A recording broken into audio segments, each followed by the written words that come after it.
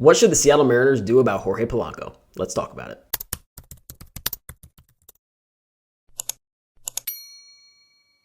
So as most Mariner fans know, by early to mid-November, I believe the Seattle Mariners need to make a decision on what to do with Jorge Polanco. And for those of you who do not know what that possible decision is, he has a 2025 club option, which means the club can buy him out for $750,000, which allows him to go out and be a free agent, or they can pick up his $12 million contract. So in today's video, we're going to discuss some new news that came out from Jeff Passan, as well as his season statistics, and go over some things in my personal opinion on whether they should keep him or not. So first, let's start off with this news from Jeff Passan that was released the other day. And some of us knew that Jorge was going through some injury problems throughout this year, but he was fighting through, but we didn't know exactly what the issue was. So Jeff Passan posted this the other day that Seattle second baseman Jorge Polanco underwent surgery today to repair the patellar tendon in his left knee and is expected to be back for spring training, sources tell ESPN. And it also says at the bottom that the injury hampered him all season, particularly from the left side, which is his best side. So now there is definitely a few mindsets on what this means for the Mariners and whether this, for him, Jorge Polanco, who has dealt with a lot of injuries in his past, this will either help him or hurt him. The one thing that is a little suspect and kind of sounds a little bit agent-like is that a patellar tendon takes about 6 to 18 months to fully heal. So in order for Jorge to be back right at the beginning of spring training, you are talking about a flawless process of recovery, and hopefully he is feeling just right to go out and start playing again. So that's why part of this does definitely sound like something an agent would say, because he's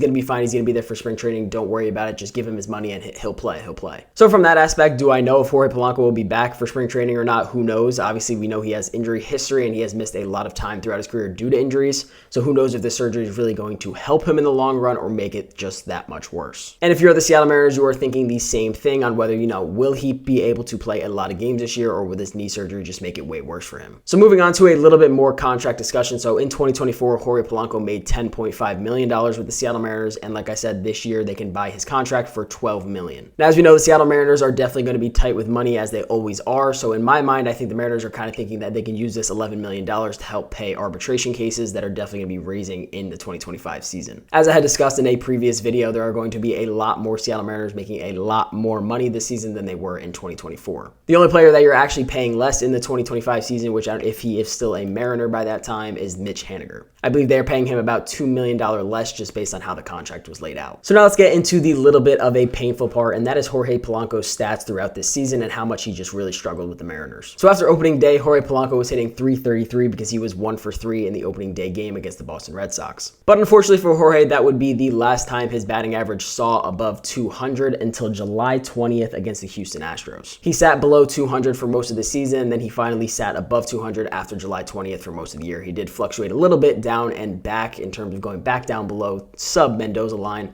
but he did figure it out and stay about a 215-ish average throughout the rest of the year. Now, as we know, Jorge Polanco was a very well-respected bat before coming over to Seattle. In his 10 years with the Twins, he had a very, very good stat sheet. A little bit inconsistent, some may say, definitely in terms of power, because in 2021, he hit up 33 home runs, while in 2022 and 2023, he only had 16 and 14. Now, that being said, he did have a lot of injuries in 2022 and 2023, which did not allow him to play as many games as he had hoped, while in 2021, he did play 152 games. But either way, coming into Seattle, his worst season was a 82 WRC+, which was in 2020, where obviously they only played 55 games. And from 2020 on, he had a 124, a 118, and a 117 WRC+ before becoming a Mariner. And then, as we all know, as a Mariner, he only had a 92 WRC+. And honestly, one of the worst parts about that is he played in his 4th most games he's ever played in a single season with the Mariners, so that makes it that much more painful that we didn't really have to worry about too many injuries with him this year, as we know he was struggling through something, but either way, he still played 118 games through that. And he posted very much a career low in terms of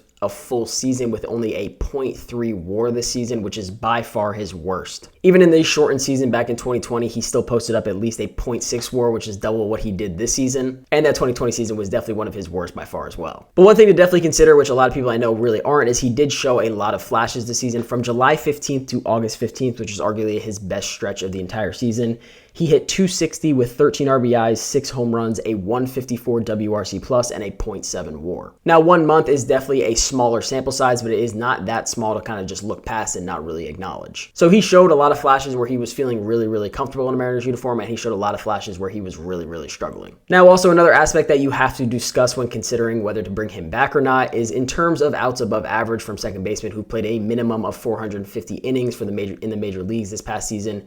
he has the worst outs above average with a -10. Now, that being said, it is something that you can overlook when you consider that Jose Altuve is second on this list and his bat is definitely very, very productive, but Jorge's was not this season. So I can look past the okay, if not really bad defense if he makes it up with his bat. So to be honest, this is definitely one of the hardest decisions that the Seattle Mariners have to make this offseason because as we know, the free agent market is not too hot. And the only guy that, like I said in the previous video, I'd even really remotely be interested in at second base would be Gleyber Torres. But he's even worse of a defender, arguably, in terms of errors. He had 18 errors this past season.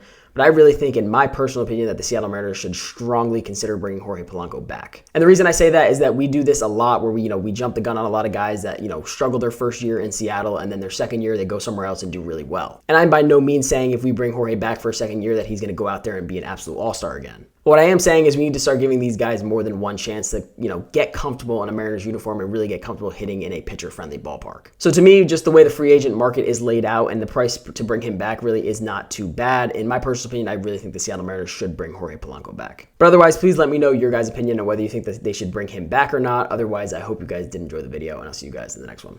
Peace out.